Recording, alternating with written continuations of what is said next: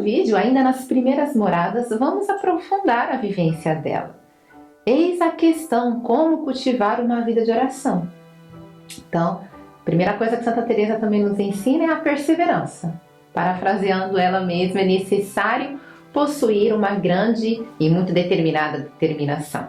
Ela usa muitas vezes esta expressão, determinada determinação. Isso significa uma vontade forte, persistente de buscar Deus com todo o coração, uma disposição de continuar a orar e a buscar a Deus, mesmo quando a jornada se torna árdua ou quando os resultados não são imediatamente visíveis. Ela não romantiza a jornada espiritual, pelo contrário, ela apresenta como uma travessia que exige coragem e resistência. Essa honestidade nos ajuda a nos prepararmos melhor para as realidades da vida de oração, ensinando-nos a não esperar um caminho livre de dificuldades. Santa Teresa nos lembra que a oração é um compromisso de longo prazo, que requer dedicação constante. Ela nos chama a adotar uma postura de resiliência espiritual, encorajando-nos a ver cada desafio com qual expressão? Determinada determinação. Ela nos chama a adotar uma postura de resiliência espiritual, encorajando-nos a ver cada desafio com determinada determinação. Quando não estamos com vontade, ainda assim se deve rezar. Quando somos abatidos por algum mal, doença, devemos rezar. Se os problemas familiares no trabalho têm nos desanimado, rezemos. Se há angústias, sofrimentos, busquemos alívio na oração.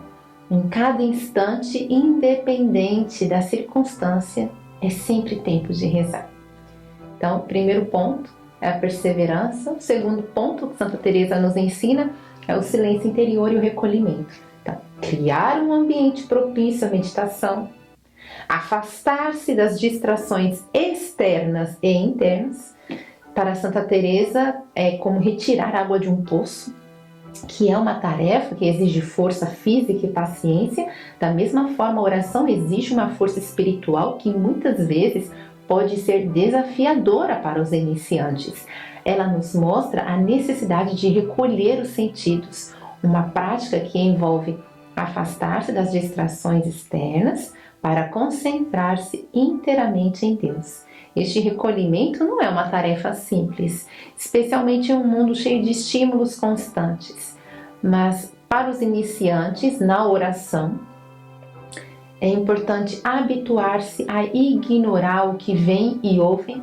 Pode ser difícil, mas é essencial para alcançar um estado de oração mais profundo e contemplativo.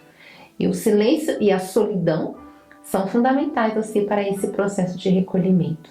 Santa Teresa ela aconselha que durante as horas de oração deve-se buscar um ambiente de quietude, onde as distrações sejam minimizadas. Este ensinamento já está no Santo Evangelho. Quando orares, entra no teu quarto, fecha a tua porta e ora ao teu Pai em segredo. Teu Pai que vê no lugar oculto te recompensará. Então, terceiro ponto de cultivo da vida de oração, então, a humildade. Dos humildes é o reino dos céus. Santa Teresa nos exorta a entender e praticar a humildade profundamente.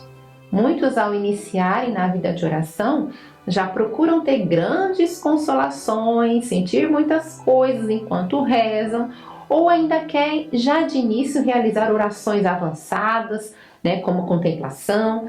E Santa Teresa deixa bem claro que o importante é servir o hóspede e que devemos servi-lo de forma humilde, sem desejar este ou aquele tipo de oração, de consolação. Não! Apenas crescer em amor a Ele. Ela argumenta que a humildade ela oferece mais segurança no caminho espiritual. E esta segurança não provém de uma autoimagem diminuída, mas de uma compreensão clara da nossa posição diante de Deus. Quando fores convidado, vai tomar o último lugar. Já nos diz o Evangelho de São Lucas, capítulo 14.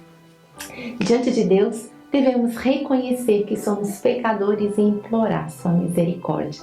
Nesse sentido, a humildade nos protege do orgulho e da autossuficiência que podem levar a sérios erros espirituais e morais. Ao adotarmos a humildade, nos tornamos mais abertos à graça de Deus e menos propensos a confiar excessivamente em nossas próprias capacidades. Santa Teresa atesta que a humildade, a pobreza espiritual, é o caminho para a perfeição na vida de oração, o que ressoa nas bem-aventuranças. Bem-aventurados os pobres de espírito, porque deles é o reino dos céus. Então, quarto ponto de cultivo, apesar dos nossos pecados. Isso mesmo, Santa Teresa fala com autoridade da própria experiência sobre o poder redentor da oração e ela vai aconselhar firmemente a nunca abandonar a prática da oração, mesmo diante de pecados graves. Para ela, a oração é uma ferramenta indispensável que facilita a recuperação espiritual. Sem ela, a luta contra o pecado torna-se significativamente mais difícil, para não dizer impossível. A oração ela oferece não apenas forças, mas também condições para o arrependimento profundo, a contrição, né? e de forma transformadora. Santa Teresa ela compartilha também do seu próprio confronto, né, com as tentações que a levaram a abandonar a oração, revelando como o demônio pode usar nossas fraquezas para nos afastar de Deus. Seu testemunho destaca a batalha espiritual em que todos estão envolvidos e a necessidade de perseverança na prática da oração como uma defesa contra esses assaltos do demônio. De forma muito inspiradora, Santa Teresa encoraja aqueles que ainda não começaram a prática da oração a não se privarem desse bem.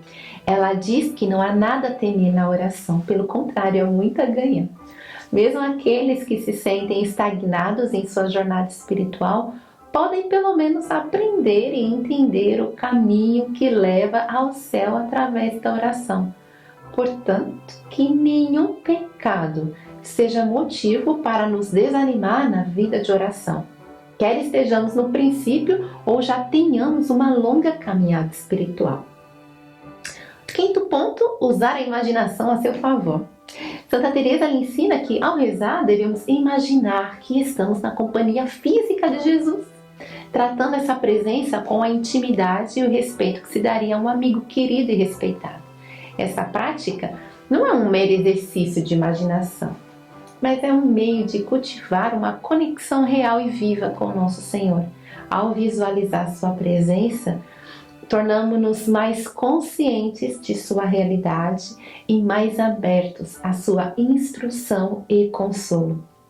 Ao visualizar o Senhor ao nosso lado, podemos romper as barreiras da distância espiritual e experimentar uma intimidade mais profunda com Deus. Além disso, a imaginação nos ajuda a rezar, pois ao criar essas imagens mentais, temos mais foco e conseguimos discorrer na oração com mais facilidade, além de suscitar as nossas emoções. Esta abordagem não só enriquece nossa vida de oração, mas também fortalece nossa capacidade de enfrentar nossos desafios diários com fé e confiança, sabendo que nunca estamos sozinhos. O exercício constante da imaginação na oração cultiva a fé que permeia todos os aspectos de nossa vida, convidando-nos a viver cada momento na companhia de nosso maior amigo e mestre Jesus Cristo. Nesse caminho, as boas leituras espirituais podem ajudar muito a enriquecer o nosso imaginário, pois assim conseguiremos formar imagens mais piedosas e afetivas de Nosso Senhor, da Santíssima Virgem, dos santos e também dos mistérios da nossa fé. A imaginação bem cultivada proporciona um terreno fértil para a oração ser profunda e constante. Sexto ponto, crescer na intimidade com Cristo. Com seus ensinamentos, ela diz do respeito da vida de oração, que é este caminho de crescimento contínuo, onde cada passo, cada dificuldade, também cada alegria contribuem para o nosso desenvolvimento espiritual. É um processo que exige paciência, perseverança e, acima de tudo, uma confiança profunda na misericórdia e na presença constante do Senhor. Então, alguns conselhos práticos de Santa Teresa para crescer na intimidade com o Senhor. Entra aí a leitura espiritual, a Bíblia, né, para nutrir a alma, refletir sobre as verdades da fé, meditar em textos, e hoje ajuda também até imagens, filmes e até séries, por exemplo, como The Chosen. Meditações de Cristo crucificado é de extrema importância para a vida espiritual, pois nos ajuda a compreender o profundo amor de Deus por nós e o preço da nossa salvação. Ao contemplar seus sofrimentos, somos movidos ao arrependimento e um desejo de nos unir mais plenamente à sua vontade. Essa meditação nos conduz à humildade e também ao amor sacrificial. E pensar que a própria Santa Teresa, né, teve o início de sua segunda conversão diante de uma imagem de Cristo chagado. Então, outro ponto é o diálogo com Deus. Conversar com Deus como se faz com um amigo, trazendo preocupações, alegrias, anseios. Podemos atestar, né, como diz Santa Teresa, sobre o diálogo, aproveitar neste caminho e subir as moradas desejadas, porque o essencial não é pensar muito, mas amar muito. Então, escolher de preferência o que mais vos conduzir ao amor, ela vai dizer. E a adoração, que é esses momentos que a gente precisa buscar para reconhecer a grandeza, a beleza e a bondade de Deus. E o último ponto, a ação de graças, cultivar um espírito de humildade e gratidão, especialmente referindo-se à morte e ressurreição de Jesus e por tudo que Ele nos concedeu, como nossa Mãe Santíssima, Eucaristia, a Igreja, a nossa família. Além disso, reconhecer com gratidão tudo que Ele nos dá diariamente, tanto as alegrias da vida quanto as cruzes que nos santificam. Entremos nesta ação de graças. Então, o desafio dessa semana é simples. É responder como eu vou cultivar minha vida de oração. Tome nota. A partir da perseverança, do silêncio interior, do recolhimento, da humildade, apesar dos nossos pecados, usando a nossa imaginação e no crescimento da intimidade com nosso Senhor. Pense, né? E a partir dessa reflexão, acredito que nós podemos então finalmente passar para o próximo vídeo, onde entraremos nas segundas moradas.